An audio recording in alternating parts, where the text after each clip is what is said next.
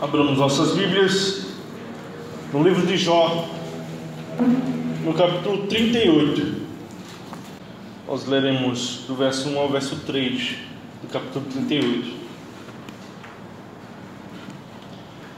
Depois disto, o Senhor, do meio de um redemoinho, respondeu a Jó: quem é este que escurece os meus desígnios com palavras sem conhecimento? Cinge, pois, os lombos como homem, pois eu te perguntarei e tu me farás saber. Vamos orar ao Senhor. Ó Deus, está aqui a tua palavra, possamos a tua palavra. Ó Deus, está aqui a tua igreja, e está aqui também, Pai, o teu servo.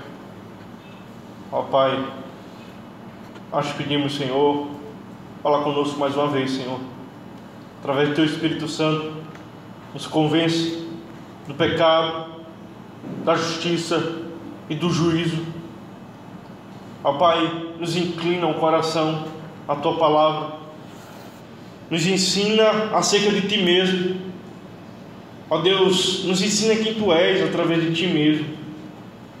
Ó Pai, que o nosso coração, Pai, possa se render em louvores ao teu santo nome. Ó Deus, porque sabemos que tu és santíssimo e que não há outro além de ti. E a ti, Senhor, queremos conhecer. A ti, Senhor, queremos, Senhor, ó Deus, estar com comunhão ao Senhor, Criador dos céus e da terra, ao Deus que criou todas as coisas. Ó Deus, a ti, Pai, queremos nos voltar, ó Deus, e te adorar em espírito e em verdade. Ó Deus, e contemplar, Senhor, a beleza da tua santidade, na beleza da tua santidade, Senhor, os teus grandes feitos. Ó Pai, tem misericórdia, Senhor, de nós. Abre os nossos ouvidos, clareia nossa mente, ó Deus, para entendermos a tua palavra. Em nome do teu Filho amado Jesus. Amém. Nós estamos no tema no livro de Jó, e vamos chegando já para finalizar o livro de Jó. Não finalizaremos hoje, mas já temos nos encaminhado para o final. E o tema é conhecendo a Deus a partir do próprio Deus. Esse é um tema muito pertinente. Conhecer Deus a partir do próprio Deus. Por que é muito importante você conhecer Deus a partir do próprio Deus? Porque a partir do momento que nós caímos em Adão, todo o nosso conhecimento e todo o nosso louvor, ele tem uma inclinação bem estranha ao ser de Deus, assim como quando nascemos. Do contrário do que muitos pensam, uma criança, ela não é um ser angelical que compreende a essência de Deus e por isso não peca. O salmista diz que já no ventre se desviam os ímpios. Já no ventre. Nós temos em Romanos dizendo que nós contemplamos a obra de Deus, olhamos para as coisas criadas, e a nossa mente, de alguma forma, faz com que a gente, ao invés de adorar ao Criador, adore as coisas que foram criadas por Ele. E assim a gente vive a nossa vida toda, até que o Senhor nos ache. Muita gente estabelece em sua própria mente um Deus que não é o Deus verdadeiro. E ela começa a viver de acordo com esses pressupostos que ela foi adquirindo diante da vida. Está impregnado falsos conceitos acerca de Deus em nossas mentes. Quem é Deus? Quem é Deus? Quem é Deus? Quem é que pode responder quem é Deus? Essa é a pergunta. Quem é Deus? Pergunta fundamental: quem é Deus? Em aplicação pessoal, quem é Deus para você? Quem é Deus para você? Se você tiver uma resposta bíblica, você vai ter uma única resposta. E você pode perguntar a outras pessoas que também terão uma resposta bíblica, e ela relatará também a mesma ideia acerca da qual você tem, porque é bíblica. Mas a partir do momento que a gente começa a achar coisas a respeito de Deus, eu acho que Deus faz isso, eu acho que Deus é assim, pode crer que tem algum ponto distorcido. Não somos chamados a achar algo a respeito de Deus, somos chamados a ter certeza de quem é Deus. Em Gênesis 1, nós vimos as Escrituras iniciando com no princípio Deus. Nós não vemos uma introdução acerca do ser de Deus. Olha, Deus é o Deus assim, assim, assim. Ele não apresenta Deus, ele só fala que no princípio Deus. Porque ela já trata com a ideia de que nós sabemos que existe uma divindade. Calvino vai chamar isso de senso da divindade. É um senso da divindade que habita dentro do ser humano. E por isso, todos nós temos um senso da divindade. O que vai diferenciar é como conhecemos e como temos certeza se esse senso da divindade está sendo traduzido de forma correta. Quem é Deus para você? Será que você conhece Deus? Será que nós conhecemos quem é Deus? Nós vivemos numa época que se fala tanto de Deus, mas de outra forma se conhece tão pouco acerca de Deus. Se fala tanto acerca de Deus, E você pode pensar que é também por causa de doutrina, e não é só isso.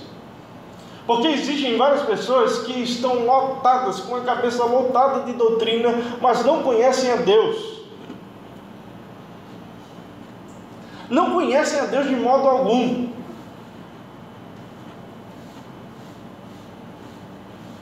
Quem é Deus? Deus é um ser velho com a barba branca sentado no trono? Quando fala para você acerca de Deus, o que é que vem na sua mente? Quando você se levanta hoje da sua cama e começa a pensar: estou acordando, vou me arrumar para ir prestar culto a Deus. É muito importante a gente saber disso. Vou prestar culto a quem? A Deus. Mas se esse prestar culto for acompanhado de um Deus imaginário, você não vai dar valor ao culto devido. Se esse Deus ele for um Deus totalmente distorcido, você não dará o valor exato à expressão vou cultuar a Deus, vou me organizar para cultuar a Deus. Meu filho, não faça isso, porque Deus, você vai transgredir o mandamento de Deus, você vai pecar contra Deus. Você já parou para pensar nisso? Que muitas vezes a gente trata com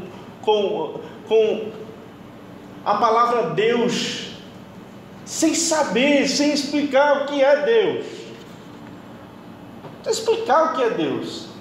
As pessoas acham que, por causa desse senso de divindade, as pessoas acham que Deus ele vai se auto-explicar na natureza de forma exata, como se não tivesse nenhum tipo de distúrbio mental na nossa mente por causa do pecado, e a gente fosse entender as coisas do modo verdadeiro. E isso é uma mentira. Parem de pensar dessa forma. Nós devemos parar de pensar dessa forma e começar a procurar Deus nas Escrituras. Toda vez que nos voltamos para as Escrituras, sabe o que acontece? Nós estamos à busca de Deus. Nós queremos conhecer a Deus. Nós queremos agradar a Deus. Por isso é muito importante, a gente precisa entender isso. Quem é Deus para você?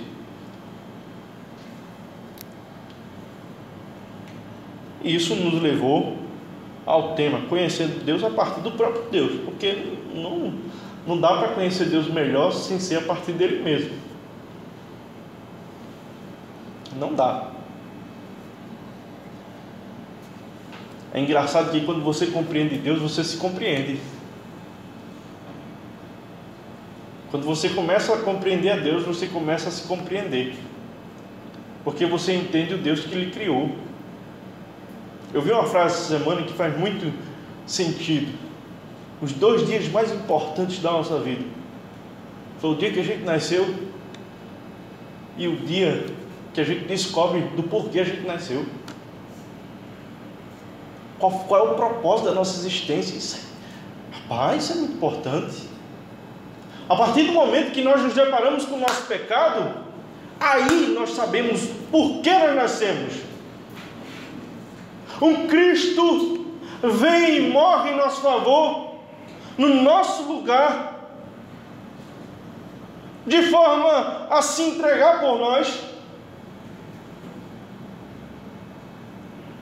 E nós nascemos, pecamos, e agora temos os nossos pecados perdoados. Há um Deus que nos chama à sua própria glória. Há um Deus que nos perdoa dos nossos pecados, Ele não se lembra mais. Ele nos dá um propósito de existência e diz: olha, para isso você foi criado. E a gente começa a ter noção das coisas. A partir daí, a partir do momento que a gente sabe do nosso propósito de existência, a gente começa a viver de forma digna para a glória de Deus. Mas primeiro temos que saber quem é Deus. Porque Deus não é uma experiência religiosa. Não é um arrepio que você vai sentir durante a noite, como Ele faz. Não é uma voz que fica na sua cabeça falando com você, porque pode ser esquizofrenia, meu filho.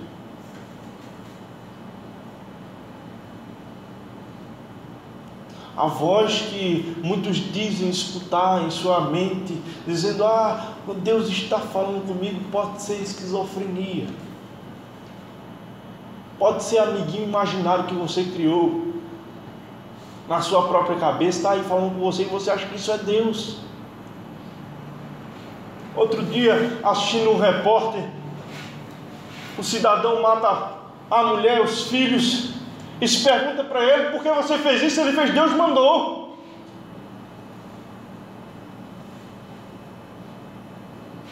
Como Ele mandou? Ele falou comigo. Ele falou comigo.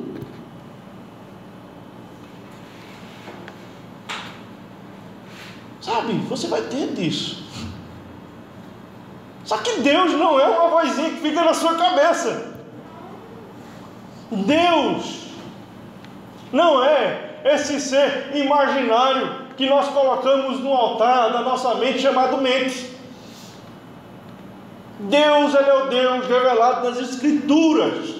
E temos que saber quem é Deus, temos que conhecer quem é Deus. Temos que saber que Deus não é também o gênio da lâmpada mágica, que nos momentos mais difíceis nós vamos esfregar e só aí Ele vai aparecer e vai dizer: fale, meu filho, o que você quer e eu vou realizar os seus desejos. Tem direito a 3, peça 1 e fique com 2. Não é isso. Não é isso.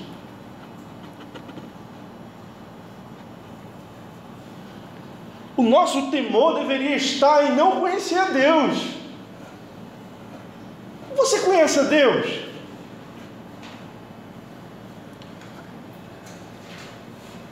Porque a vida, ela quase sempre, ela vai lhe esmagar de um modo tão supremo, que se você não conhecer a Deus, você vai pedir para sair.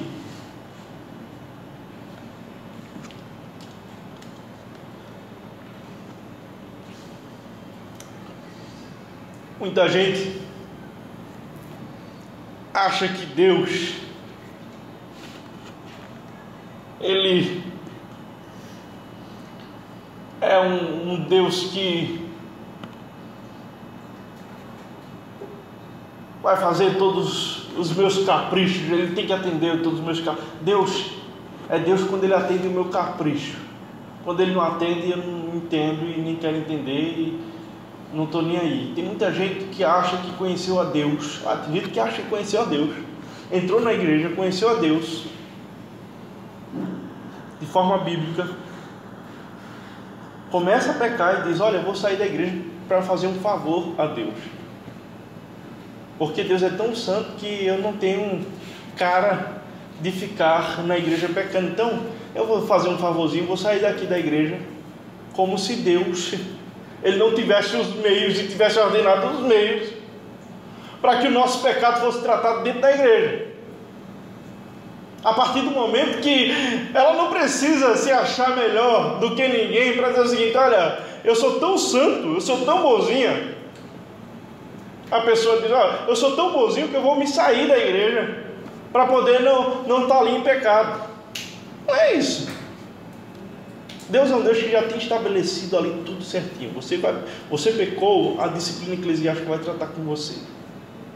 Não precisa você ter a peninha da igreja, não. A igreja está amparada para tratar com os pecados. E muita gente acha isso muito cruel e não aplica. Aí por isso que trazem uma falsa ideia do que é a igreja hoje. Os ímpios quase sempre são assim. A vida, ela vai nos trazer situações muito diversas. E para que você de fato entenda o que é o Deus que é o nosso refúgio e fortaleza, o socorro bem presente na hora da tribulação, para que você entenda isso de fato, você tem que conhecer a Deus. Você tem que conhecer a Deus. Nós temos que conhecer a Deus. Nós temos visto aqui no livro de Jó, e temos percorrido o livro de Jó, e temos visto coisas muito maravilhosas e assustadoras até.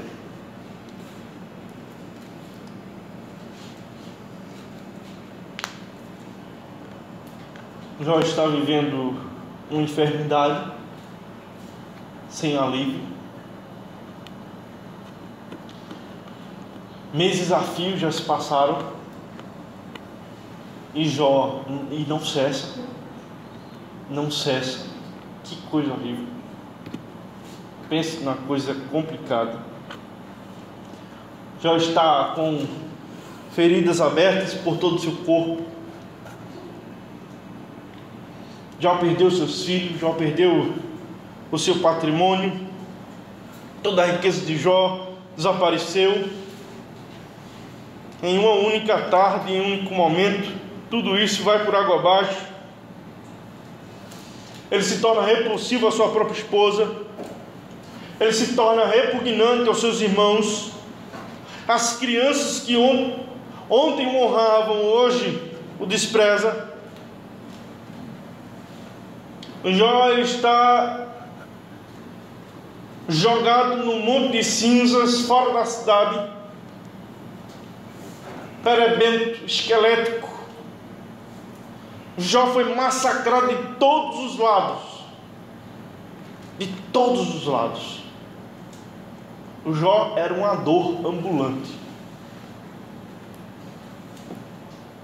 Jó era uma dor ambulante. Se alguém dissesse assim: olha, qual o homem que mais sofre, que você conhece? Todo mundo dizia: Jó.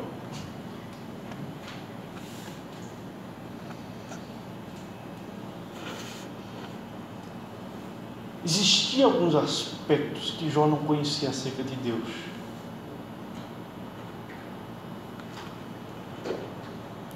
E é interessante que tudo isso aqui vai fazer com que Jó ele aprenda acerca de Deus a partir do próprio Deus, não a partir dele, não a partir dos seus amigos, Não a partir de nada que ele tenha conhecido, mas a partir do próprio Deus.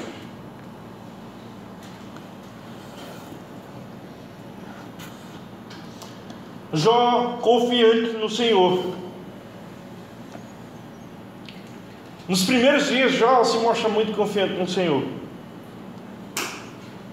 No capítulo 1, verso 21, Jó vai dizer: olha, o Senhor deu, o Senhor tomou, mediante todas as coisas, bendito seja o nome do Senhor. Jó 1, 21, ou Jó 2, 10, ele vai dizer: ó, recebemos o bem de Deus e não receberemos o mal. Jó, ele se mostra inabalável. Só que quando a miséria ela continua por vários meses, Jó ele começa a dizer: peraí, tem alguma coisa errada. Por que Deus está fazendo isso comigo? Por que Deus está fazendo isso comigo? Jó não estava entendendo o que estava acontecendo. Por que Deus está fazendo isso comigo? Ele disse: o melhor alívio para minha dor seria a morte, mas a morte também foi trancada ao meu respeito e não deu. Eu pensava que eu ia morrer, mas eu não morro. Eu procuro a morte dia e noite, ela não vem. Simplesmente ela foi trancada ao meu respeito. Eu não morro, eu deveria já estar morto. Um homem em minhas condições deveria morrer por completo, sumir da terra. Simplesmente eu não morro.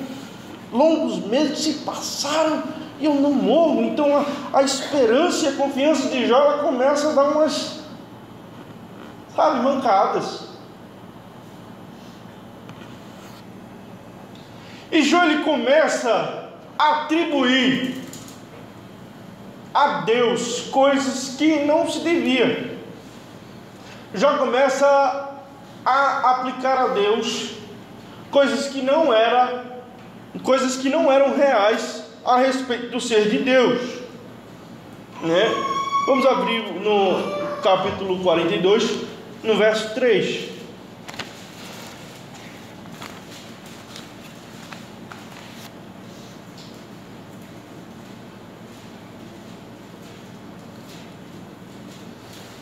No verso 3, na parte B, na verdade falei do que não entendia, coisa maravilhosa demais para mim, coisas que eu não conhecia. O que foi isso que ele não conhecia? Ele não conhecia esse Deus que assim agia. Ele não conhecia, ele estava desconhecendo esse Deus. Diferente de Jó, nós temos a Bíblia, o cano, a regra, ao nosso dispor. Nós temos vários exemplos, nuvens de testemunha, onde podemos conhecer a Deus a partir de toda essa vivência. Nós aqui estamos vivendo Jó, durante esse tempo que nós temos exposto aqui o livro de Jó. Nós temos vivido Jó, estamos vivendo Jó, sem passar por uma dorzinha do que Jó sentiu. Isso é maravilhoso. E a misericórdia de Deus se mostra nisso, porque nós podemos de fato ler Jó e pelo Espírito Santo compreender a dor de Jó e aplicar a ela a dor sem ter passado a nossa vida. Que presente! Agradeça a Deus pelo livro de Jó. Que presente! Porque imagina, para todos terem o conhecimento que Jó está tendo, passar por todo o sofrimento que Jó passou. Seria legal? Lógico que não.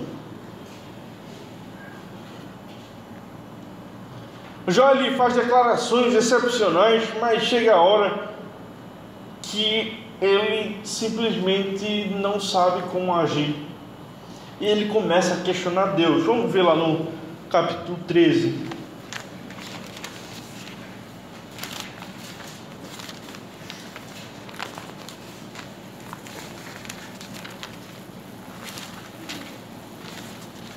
O verso 23 e 24.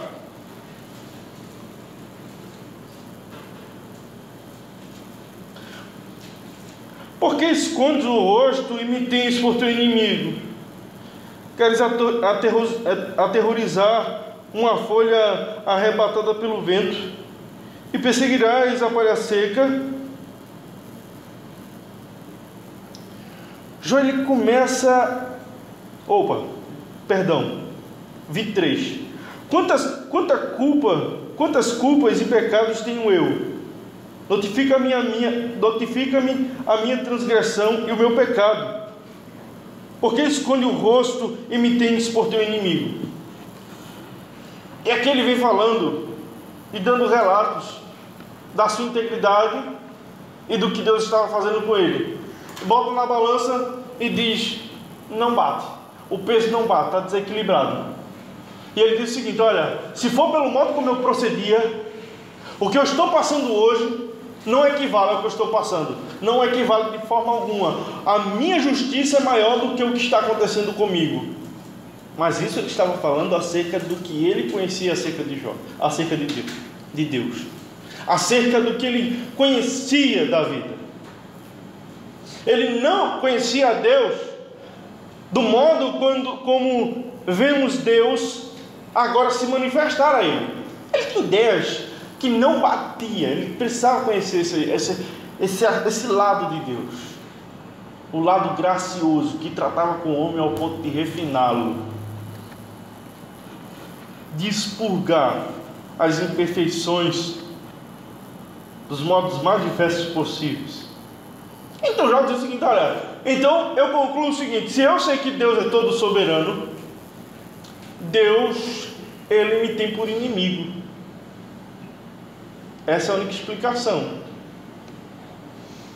Ele diz: olha, Deus, ele simplesmente quer acabar comigo e me fazer sofrer. Como se Deus fosse um Deus que tivesse de forma arbitrária apontado para Jó e dizer: olha, vou fazer você sofrer, independente de qualquer coisa. De forma ocasional, ao acaso. Jó foi escolhido ao acaso, sem nenhum propósito. Ele diz: olha, Deus me tem tido por inimigo. E Jó só conseguia pensar que a fidelidade de Jó tinha sido ignorada, e Deus agora só estava o tratando como inimigo por tudo que estava acontecendo na vida de Jó. Aí ele começa a reclamar a Deus. Jó 23.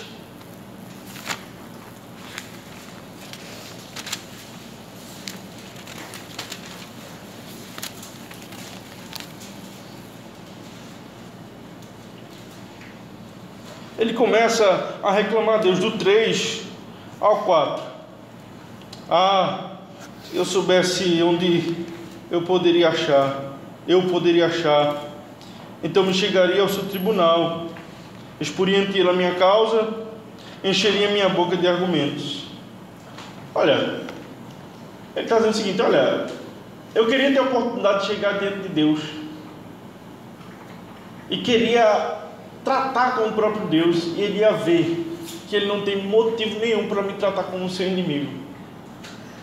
Eu encheria minha boca de argumento. Olha, Jó, dizendo: olha, eu queria ser colocado dentro do trono todo-poderoso,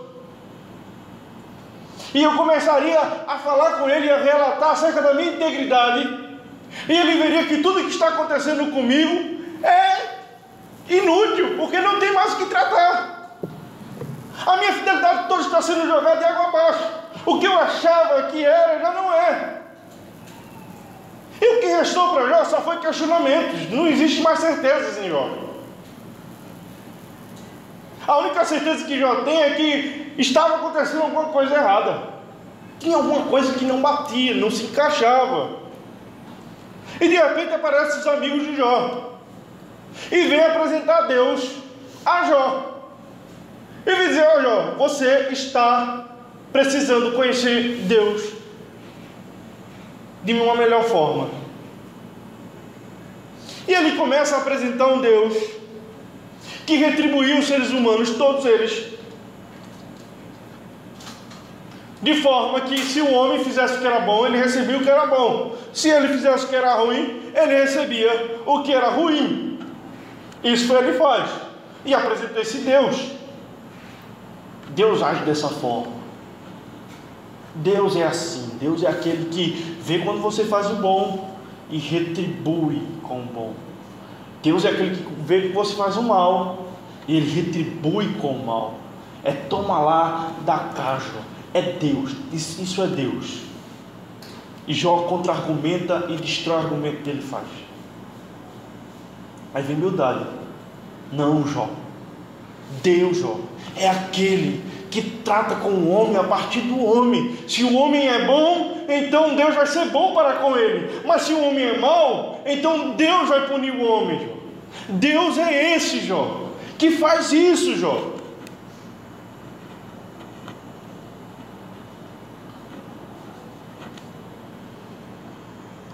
Nós vemos depois que toda a argumentação dos amigos, Elifaz, Bildade, Zofar, todos eles estão fundamentados em casualidades e efeitos. Causa e efeito, você faz, você tem. Aí nós vemos o jovem Eliú. O jovem Eliú se apresentando e dizendo: olha, não, vocês estão errados e vocês não conseguem calar a boca de Jó porque vocês também não entendem quem é Deus. Vocês não entendem, eu sou mais novo aqui e eu posso ter vislumbre do que está acontecendo aqui. E ele começa a exaltar o nome de Deus, e ele diz a Jó: espera em Deus, Jó, a tua causa está diante de Deus, então simplesmente espera nele. Os outros diziam: não, tu tem culpa no cartório, Jó. E o Eliú disse: olha, calma, espera em Deus, entrega a tua causa a ele, ele vai resolver. E ele começa a relatar acerca de um Deus que tratava com o justo para refinar o justo no sofrimento. No sofrimento.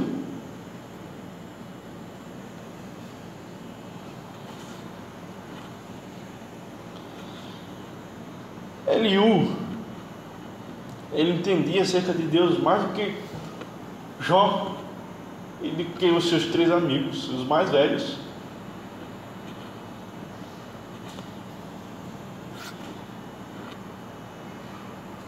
O homem justo, embora não seja perfeito, ele ainda assim é amado por Deus. De forma que Deus, ele não trata como inimigo os justos. Nunca os justos vão ser tratados como inimigos de Deus. Nunca. Deus não pune os justos. Deus não pune os seus filhos. Deus, ele trata.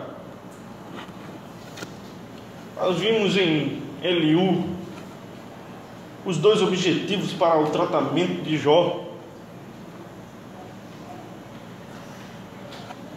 Nós vimos a glória de Deus sendo estabelecida na vida de Jó. E também nós vimos, por consequência, o refinamento de Jó através da dificuldade do sofrimento. O sofrimento de Jó não era uma punição, não era sinal da ira de Deus. A dor de Jó não era a dor provocada por um carrasco, mas a dor era provocada por um bisturi de um cirurgião que queria tirar um câncer.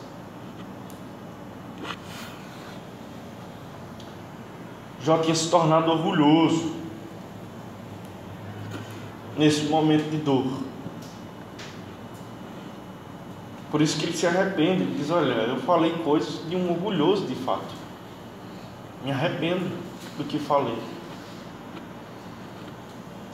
E a remoção da doença chamada orgulho, ela foi precisa na vida de Jó. Porque era um orgulho tão sutil, que ele teve que descer às profundezas do inferno, metaforicamente falando. O Jó desceu a um nível tão, você não consegue imaginar, de dor, de sofrimento, para poder compreender o orgulho, o seu orgulho, o resquício de orgulho que estava ali entranhado em seu coração.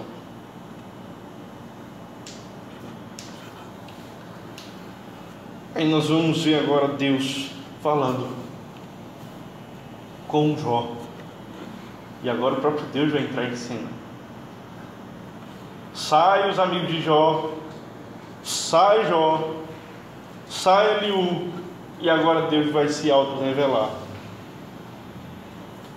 O interessante é que Deus, Ele vai se revelar de uma forma que muita gente vai dizer assim: não era para ter feito isso, não era para ter sido assim. Jó, ele pergunta a Deus 16 vezes: por que sim? Por que o Senhor? Por que eu estou sofrendo? Por que eu perdi meus filhos? Por que o Senhor não atende minhas orações, não responde as minhas orações? Dia e noite eu te clamo e o Senhor não aparece. Eu não sei onde o Senhor está, o céu se tornou de bronze, eu não consigo sentir a tua resposta na minha vida. Minha vida agora é feita de questionamentos, não mais de certezas. Por que, Senhor, os meus bens se foram? Por que meu casamento quase está acabando? Por que meus amigos me acusam? Por que o Senhor não me mata? Por que, Senhor? Por quê? Nós temos 16 porquês e 34 queixas diante de Deus.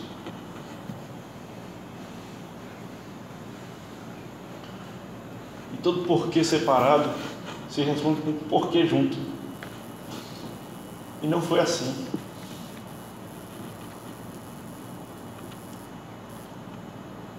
Jó tem a resposta de Deus em 70 perguntas. Os porquês separados.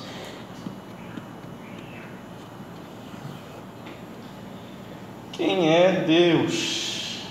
E Deus, ele vai se revelar dessa forma. A resposta de Deus acerca do que estava acontecendo.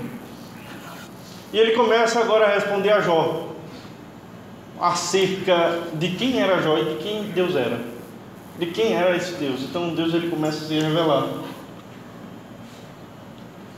de forma que aquele homem que estava cheio de questionamentos, dizendo o seguinte: olha Deus, eu queria que o Senhor me colocasse diante do teu trono e diante do teu tribunal, e eu me encheria de argumentos, eu argumentaria contra ti, e eu com certeza ganharia a minha causa.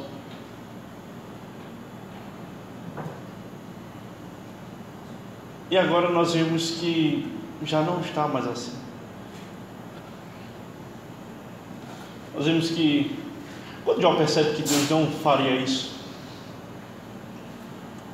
que ele chama um mediador, ele diz: talvez o mediador me acuda. E ele ainda, com uma explanação de algo futuro, vislumbrar a sua justiça sendo executada em sua vida através do mediador.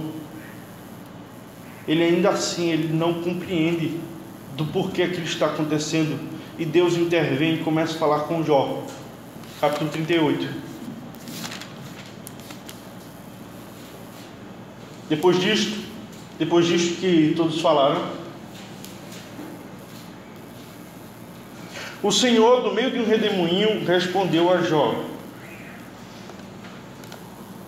Depois de tudo isso, depois desse tanto de sofrimento, o Senhor agora aparece no final, depois que quebrou Jó na emenda, né? Como a gente diz, quebrou na emenda, depois que Jó estava mansinho, Deus começa a tratar com Jó e vai fazer Jó descer ainda mais na sua ignorância.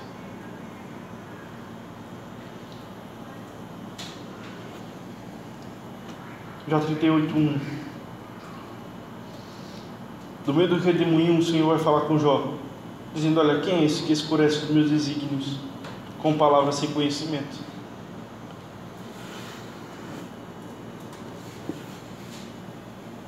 Jó,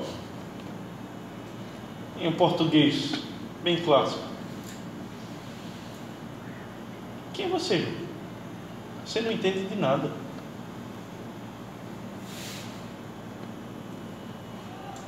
Eu vou lhe mostrar, eu vou me deixar conhecer por você, Jó, através de perguntas, e você vai perceber o quanto você é insignificante e o quanto o meu agir é gracioso na sua vida, mesmo através do sofrimento, mesmo que esse sofrimento esteja grande. Eu vou mostrar para você que isso tudo é graça, é favor que você não merece.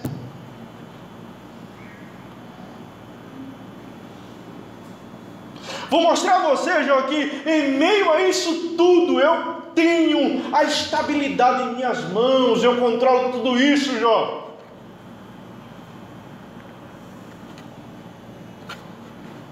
Quem é você, Jó, para escurecer os meus desígnios com as palavras sem conhecimento? Você fala de forma ignorante, a sua ignorância, ela está estampada em suas palavras, porque você não conhece nada, você não conhece de onde veio, aonde está, nem para onde vai, mas eu sim conheço.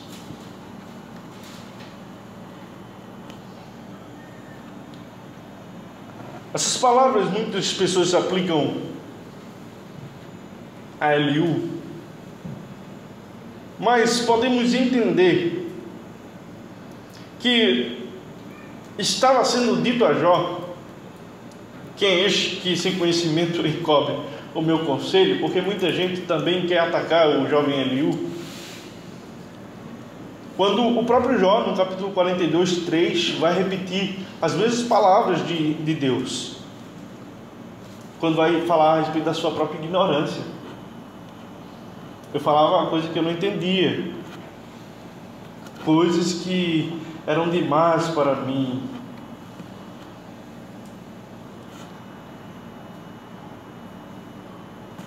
E agora Deus, Ele começa a fazer o tratamento com Jó.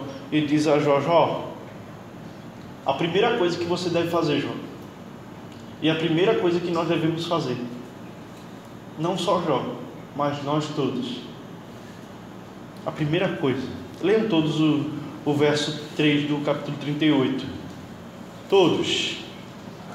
Cinge, pois, os ombros como homem, pois eu te perguntarei e tu me farás saber. Agora cinge os teus lombos como homem. Primeiro, Jó, você é homem. Vocês sabem que você é homem também? Às vezes a gente precisa ser lembrado que nós somos homens.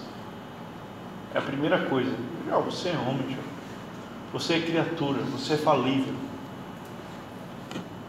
Nós, irmãos, somos como a poeira, mas não somos nada.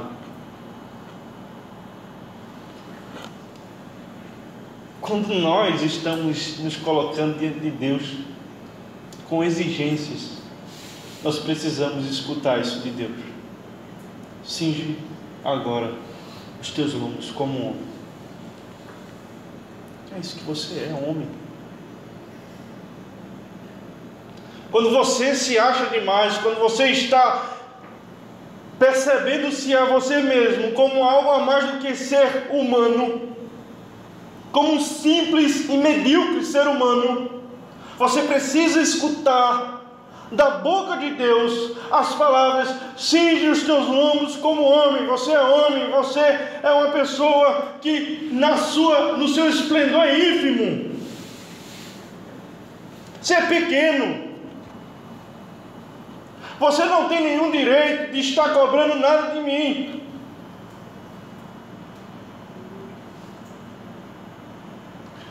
A lei, ela é fundamental para isso. A lei. Quando você acha que Deus está te devendo algo, quando você acha que merece da parte de Deus algo, recorra para a lei. Êxodo 20. Pegue a lei, as exigências morais de Deus. Leia cada um daqueles mandamentos. E só ouse a levantar os olhos para Deus, para requerer algo dele, se você passar no crivo de todos os 10.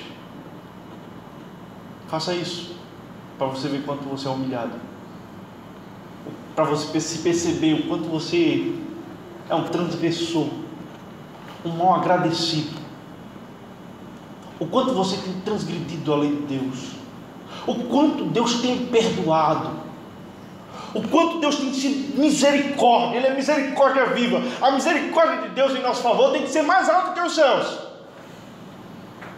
mais alta que os céus, porque temos pecado contra Deus, que é infinitamente santo, e quando pecamos contra Ele, pecamos de forma infinita, de forma que um único pecado já seria o suficiente para sermos aniquilados da terra. Mas Deus, pela sua paciência, tem preservado a nossa vida dia após dia, ano após ano, década após década, geração a geração, e nós continuamos a pecar contra Deus e achamos que temos o direito de cobrar algo acerca de Deus, acerca do que Ele deixou de fazer, o que acharíamos que era melhor para a nossa vida. Ah, Deus, parecemos às vezes meninos birrões. Ah, Deus, eu queria tanto isso, o Senhor não me deu, eu estou triste.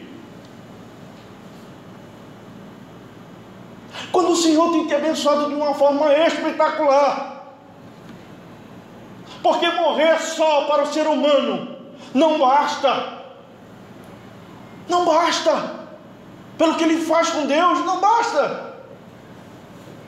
Morrer só não basta. Para nós, o morrer só não bastaria. Por isso que Cristo tem que vir pagar o nosso inferno. Porque para morrer só não bastaria pelo que a gente tem feito com aquele que nos dá o ar que respiramos. Se você respira é porque Deus tem te dado ar. E você despreza isso de forma tão vil. E você usa esse ar para pecar contra Ele. É como se Ele desse uma faca para você passar a manteiga no pão, e você pegasse aquela faca de imediato e enfiasse nele. Essa é a imagem. Algo para o teu auxílio, algo para o nosso auxílio, nós usamos para transgredir. Cinge os teus lombos como homem. Algo que só traz benefício a ti mesmo, Jó. A tua justiça, tudo que você descreveu lá no capítulo 37, era em benefício a ti mesmo. Você não tem direito de usar isso contra mim. Esse que é o fato. Você precisa deixar isso seu orgulho. Porque não adianta se você viveu essa vida toda de exemplo, não adianta se você pensa que tem algo a me cobrar, porque o que eu tenho dado é 1000 vezes maior. 1000 vezes maior, é 1000 vezes maior. O que Deus tem dado a você é 1000 vezes maior. Nós que somos os ingratos e não percebemos isso, acordamos e desprezamos a Deus. Abrimos os nossos olhos e esquecemos de Deus. Passamos a noite com a consciência tranquila. Passamos a noite toda com o sono tranquilo. Dormimos e acordamos. Acordamos bem e esquecemos de Deus. E não paramos para perceber que outras noites foi bem pior. E nessas noites nós clamávamos tanto a Deus. Nessa noite Deus era tanto nosso amigo, era tanto nosso refúgio. E agora desprezamos a Deus pelo que Ele nos dá. Quando o Senhor nos diz, olha, ore mais, me conheça mais, e Ele te dá saúde, te dá tempo, te dá disposição, e você usa usa isso para outras coisas. Você usa a disponibilidade que Deus te dá para desprezá-lo. Agora cinge os teus lombos como homem. E eu perguntar-te-ei, e tu me ensinarás. Veja o modo como Deus está falando com Jó. Jó, como homem, me ensina.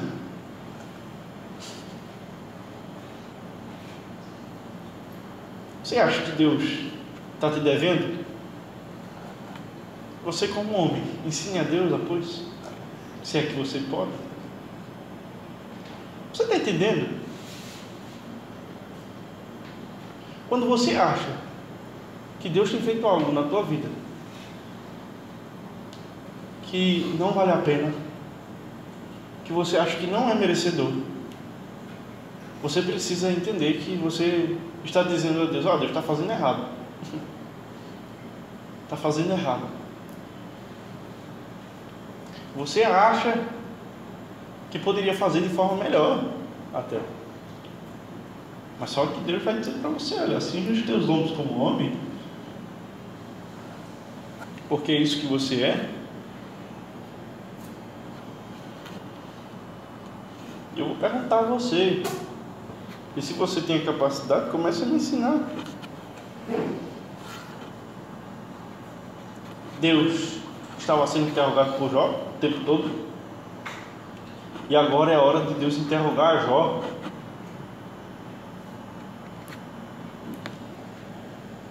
E Deus, ele começa a tratar com Jó de uma forma bem interessante. Deus começa a fazer perguntas acerca das leis estabelecidas. Você está aqui na terra, ok? E eu estou aqui na eternidade. Eu vou perguntar umas coisas básicas a você. Coisa de primeira série. E você me responda se você tiver a resposta. Porque é coisa aí da sua classe. E você comece a me responder. Jó, eu vou perguntar uma coisa bem simples. Jó, você tem visto aí o mar? No verso 8 a 11. Vamos fazer isso de forma resumida. O mar não. Vamos no verso 4 ao 7.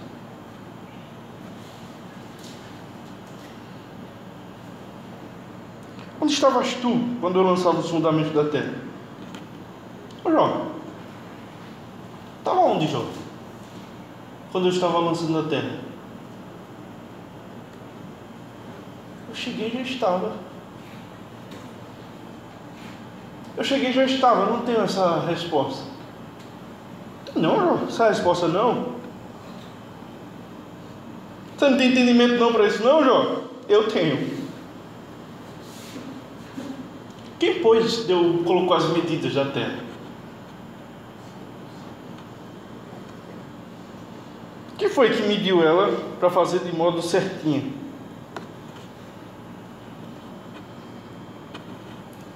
Quem foi que deu o primeiro passo para fazer a terra? Quem foi, Jó?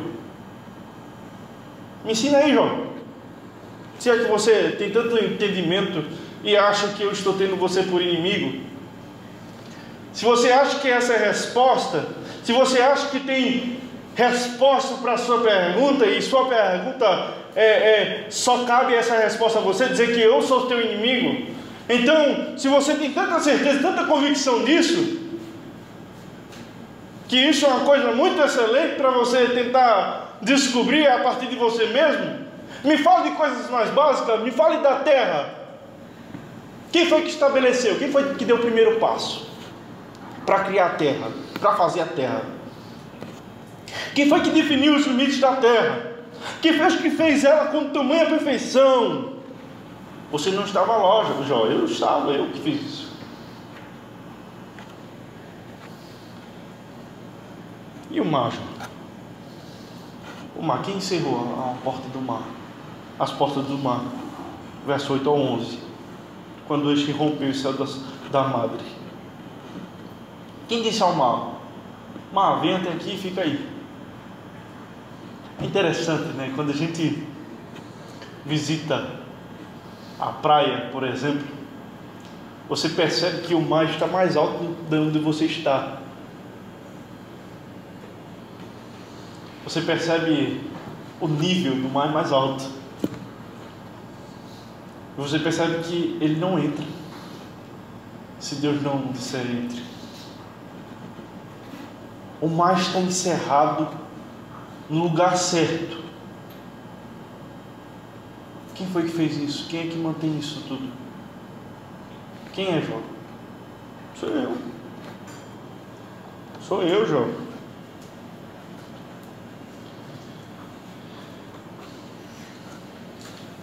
Você não sabe, Jó, de nada. E ele começa a fazer perguntas.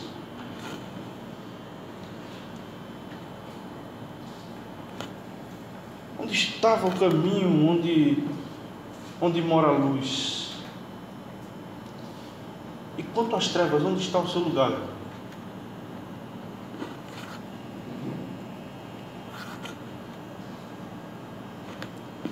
Deus, ele começa a fazer perguntas simples a Jó de coisas que ele conseguia ver no dia a dia. Deus, ele começa a perguntar a Jó, e a chuva, e o granizo, e o gelo? Como é que é formado, como é que é organizado? Como é que é?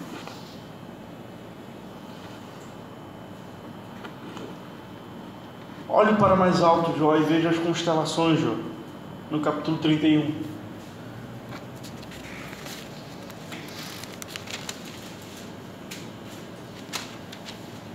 Ou, no versículo 31, desculpa.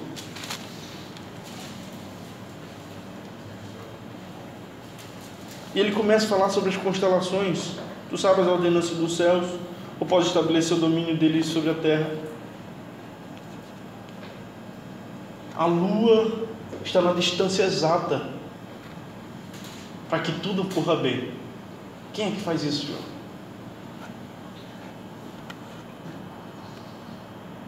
E ele começa a dar exemplos e exemplos acerca da vida cotidiana. E ele diz, olha, vamos ver a cabra da montanha. Jó, ela tem tanto amor pelos seus filhotes, Jó. E ela cria os seus filhotes com tanta proteção, Jó. A cabra. E sabe o que acontece, Jó? Os seus filhotes recebem tanto amor da cabrinha. E quando eles crescem, eles vão embora, não olham nem para trás. Por que, Jó, isso é assim? Me responde, Jó. Quem foi que fez assim, Jó? Foi tu que fez, Jó? É tu que define quando um filhotinho dessa cabra, ele quando crescer, ele não vai embora? Ele vai se despedir da sua mãe cabra, e vai dar uma festa de despedida, e vai chorar com a sua mãe? Não, nunca vai acontecer. Você não tem nenhum tipo de força sobre isso, Jó. O avestruz, Jó, olha o avestruz, que ave exuberante, Jó. Suas penas, sua asa pequenininha, Jó. Por que ele foi formado dessa forma, Jó? Ele é tão forte, Jó. Mas de outra forma, Jó, quando ele coloca seus ovos, você vê, ele despreza. Ele deixa os seus ovos lá ao relento, sobre o pó da terra. Ele não se importa se vê um predador. Ele ignora tudo, Jó. Diferente da cabrinha. Por que você acha que ele age dessa forma, Jó? Ele tendo tanto poder para poder proteger os seus filhos e não protege. Porque eu fiz assim, Jó. E ele começa a falar acerca do amanhecer, da neve, das constelações, da chuva, e o resultado é que Jó, ele se vê como um completo ignorante e incompetente para tudo. Incompetente para tudo. Sabe, eu fico olhando assim, se eu fosse Jó, Deus ia dizer: olha, você, Natanael, quem é que faz você acordar? Quem é que faz você continuar respirando quando você está dormindo?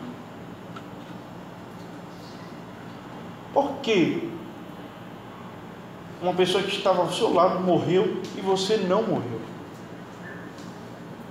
Porque você tem capacidades mentais para fazer os cálculos no seu trabalho, e outra pessoa não tem esse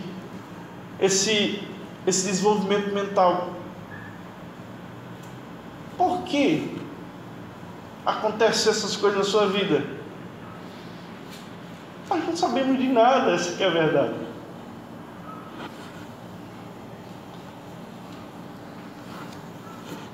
Nós avançamos nos últimos dias no conhecimento científico de forma grande, e a conclusão é que não sabemos ainda de nada. Não sabemos de absolutamente nada. É como um grão de areia comparado à sabedoria de Deus. Então, quem é Deus?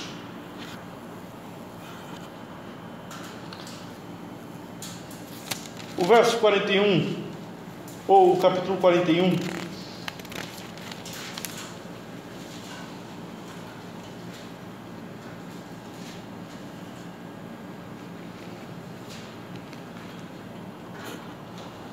Deus, ele vai começar no verso ele está falando aqui do Leviatã, e um monstro marinho, que ele também tinha criado esse monstro, tinha dado limites a esse monstro. E você vê Deus falando para Jó a seguinte sentença, no verso 10, a parte B. Ele vai falar o seguinte: quem é, pois, aquele que pode erguer-se de mim? Quem é? O verso 11: e quem primeiro me deu a mim, para que eu haja de retribuir? Aqui é a definição exata de tudo o que acontece. Jó, você não entende de nada, porque tudo na terra é meu. Eu faço do que é meu o que eu quero. Que me deu, Jó, para que eu possa retribuir. Você não dá nada a Deus. Eu devo dízimo, minha oferta a Deus. Ah, que tolo. Que tolo. Porque, em última análise, quem faz você trazer ofertas de dedicação ao Senhor, a fim de vislumbrar só uma parte, dizer: Senhor, eu estou te agradecendo aqui pelo que o Senhor tem feito através de ofertas, foi o próprio Deus. Ele te deu a capacidade de assim fazer.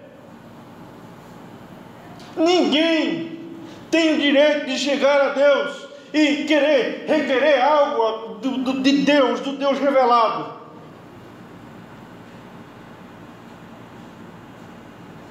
Não é a questão de você achar quem é Deus, é de você ter ideia desse Deus, o Deus verdadeiro, revelado nas Escrituras. Não devemos achar acerca de Deus, devemos ter certeza acerca de Deus, Deus é aquele que ninguém, o primeiro deu para que ele possa retribuir. Você está entendendo isso? Ninguém deu nada a ele para retribuir. Ele age de conformidade com a sua própria vontade.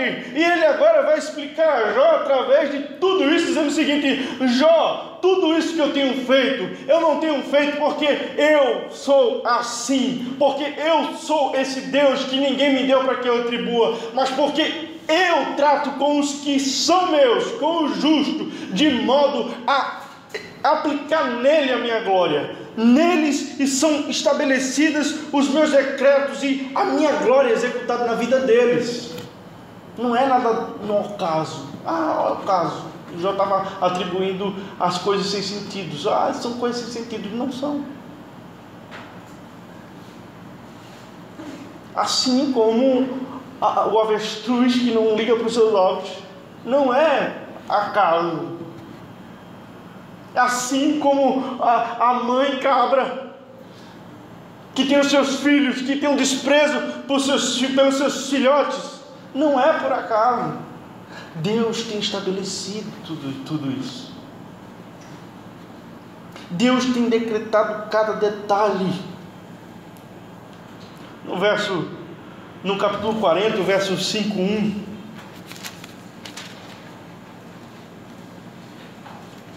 Depois que Deus fala todas essas coisas, Jó vai dizer, no verso 3: Então Jó respondeu ao Senhor e disse: Sou indigno, que te responderia eu? Pondo a mão na minha boca. Ponho a mão na minha boca. Uma vez falei, não replicarei. Aliás, 2 vezes, porém, não prosseguirei. Ou seja, o completo silêncio toma a minha boca. E eu agora vejo o quanto eu sou ignorante. E olha que Jó era um homem fiel e temente a Deus. Mas de outra forma, ele não conhecia esse aspecto da sabedoria de Deus. Ele achava que conhecia Deus de forma completa. Ele achava que poderia manipular os resultados através do seu bom proceder. Ele achava que por ser e agir daquela forma, também mal nenhum aconteceria a ele. Por isso que ele diz: olha, o mal que eu mais temia me sobreveio. Eu temia tudo isso.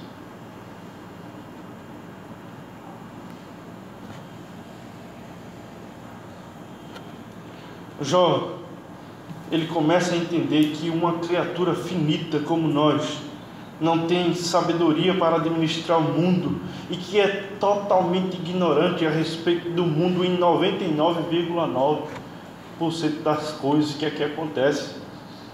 Quanto mais das coisas concernentes à eternidade, ao nosso próprio ser. Quanto mais ao querer instruir ao Criador e Governador de todas as coisas sobre a nossa própria vida. A Ele entregamos a nossa causa. Como Ele disse: entrega a tua causa a Ele. Entrega a tua causa a Ele, porque Ele tem na sua mão o governo de todas as coisas.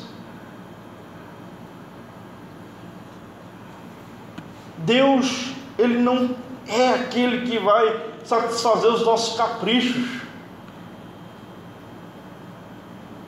Deus é aquele que vai fazer o que é melhor para mim, para você, para os seus filhos. Hebreus, ele vai dizer assim: olha, Deus, ele vai repreender muitas vezes os seus filhos. Por quê? Porque ele gosta de repreender, porque ele gosta de... Não, porque ele ama os seus filhos. De forma que o amor de Deus se mostra na repreensão. Não porque é uma coisa que Deus gosta, mas sim porque é uma coisa necessária. E Deus sabe administrar isso da melhor forma. Mas estou sofrendo tanto. Entrega a tua causa na mão de Deus. E preserva em Deus a tua integridade, reconhecendo a tua ignorância acerca de todas as coisas. Não existe solução para o seu problema a qual Deus não conheça. Ah, Senhor, mas eu queria tanto ter uma casa assim assado. Ah, Senhor, eu queria tanto ter um emprego assim assado. Ah, Senhor, como bom que seria se minha vida fosse de forma diferente. Meu irmão,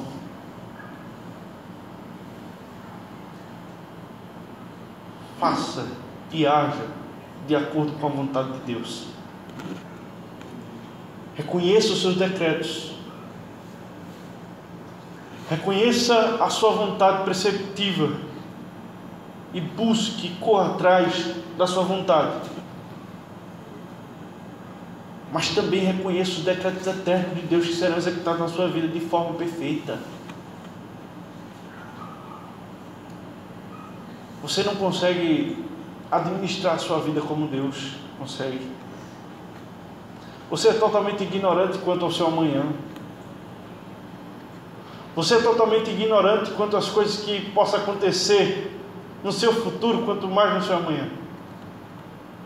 As coisas que já aconteceram no seu passado, quanto mais no amanhã. Entregue a sua causa diante de Deus e confie nele. Esse é o Deus criador e governador. A ele tudo pertence. Deus se mostra de uma forma totalmente soberana. No meio do redemoinho, no meio da calamidade que o redemoinho causava, Deus, ele fala coisas a acalmar o coração do homem. Ele demonstra a sua graça no meio da calamidade. Veja que agir. E a gente fica olhando assim, mas como assim? Trazer paz no meio da adversidade? É o agir de Deus. Como assim a cabrinha que ama tanto seus filhos é desprezada por eles quando eles crescem? Me responda, por que é assim? Nós não temos capacidade. Os caminhos de Deus são corretos. Os caminhos de Deus, eles são os melhores, porque Ele conhece toda a nossa estrutura, todo o nosso ser. Ele é Deus Santo e Ele é poderosamente proposital. Nada é sem propósito a esse Deus. Deus não age no acaso, Deus não age na sorte. Deus não fica jogando moedinha para o alto para saber o que vai fazer com a sua vida. Deus, ele é poderoso. Deus é aquele que cuida de tudo e de todos. Deus é aquele que não pisca. Veja, Deus não pisca. Deus não pisca. Como é que a gente consegue um Deus que não pisca? Ele não perde um milésimo de segundo das nossas vidas. Tudo está de frente dele, nada foi perdido. A gente perde alguns microsegundos da nossa vida porque piscamos. Mas Deus não pisca para dizer, olha, está tudo no controle desse Deus. Olha quem Ele é. Ele é o Deus soberano. Ele faz com o que Ele quer. Ele é monarca. Ele faz tudo como lhe agrada.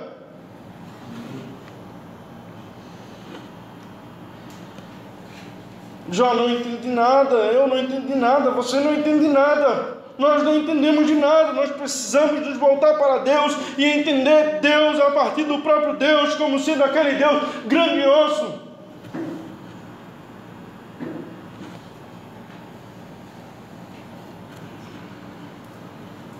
O Senhor não faz nada por acaso, porque Ele é aquele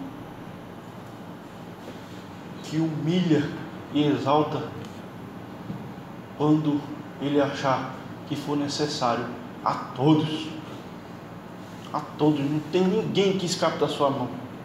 O presidente dos Estados Unidos, ele é igual a mim e a você. O mais importante do mundo. Ele está sendo visto por Deus agora como o mais humilde dos homens, porque para Deus isso é como nada.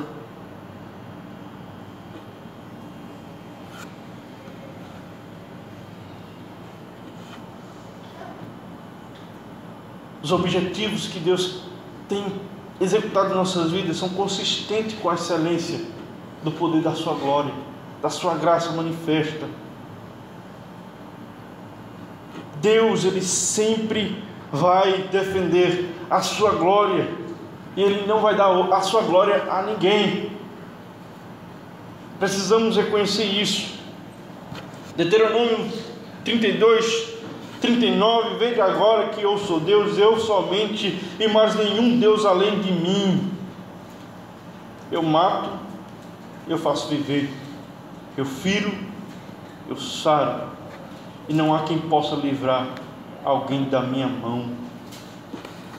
O salmista, no Salmo 139, no verso 16, ele vai dizer o seguinte: olha, os teus olhos me virem a substância ainda informe, no teu livro foram escritos todos os dias, cada um deles escrito determinados, quando nenhum deles havia ainda sido executado. Nenhum.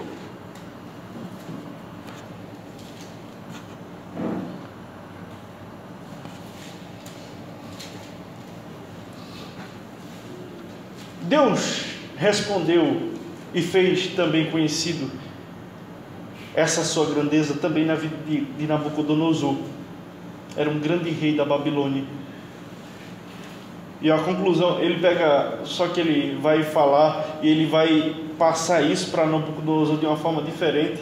Ele vai pegar Nabucodonosor, um grande rei, e vai tornar ele um louco comedor de capim, molhado pelo orvalho.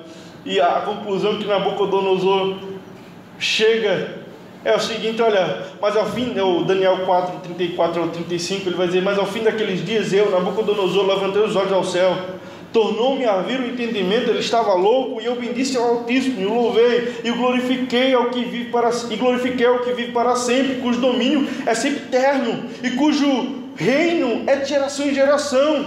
Todos os moradores da terra são reputados por ele em nada, e segundo a sua vontade ele opera com o exército dos céus e os moradores da terra. Não há quem possa deter a mão, nem lhe dizer: que fazes?